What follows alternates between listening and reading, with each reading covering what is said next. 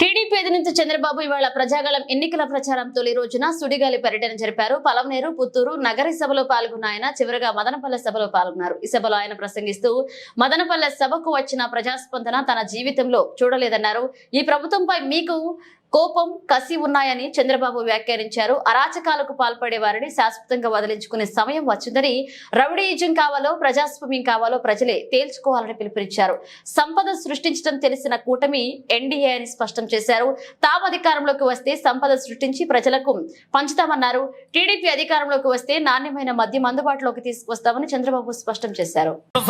ఈ విషయం గుర్తించిన మహానాయకుడు నందమూరి తారక రామారావు గారు.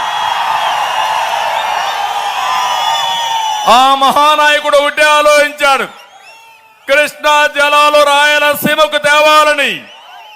హంద్రి నీవా, నగరి గాలేరు తెలుగు గంగ ప్రాజెక్టులు ప్రారంభించాడు. అది ప్రారంభం. నేను 2014లో మళ్ళా రెండోసారి ముఖ్యమంత్రి అయినప్పుడు రాయలసీమ ఇరిగేషన్ ప్రాజెక్టుల పైన శ్రద్ధ పెట్టాను. 1-2 కాదు,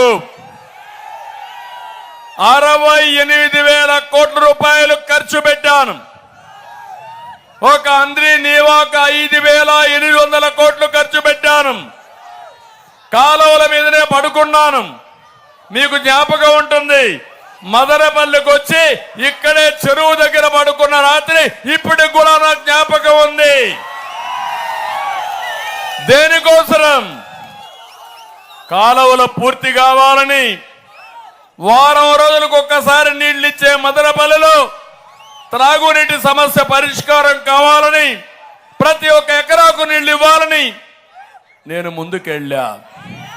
నేను అడుగుతున్న తమ్ముళ్ళు, నీళ్లు తీసుకొచ్చాం, చెరువులకు నీళ్లు ఇచ్చాం, ఎన్నో సమస్యలు పరిష్కారం చేశాం, వీకోట వరకు నీళ్లు తీసుకెళ్లాను.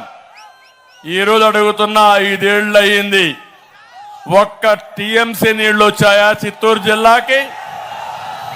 వచ్చాయని మిమ్మల్ని అడుగుతున్నా. మదనపల్లికి వచ్చాయని నేను అడుగుతున్నా. 1 ఎకరాకు నీళ్లు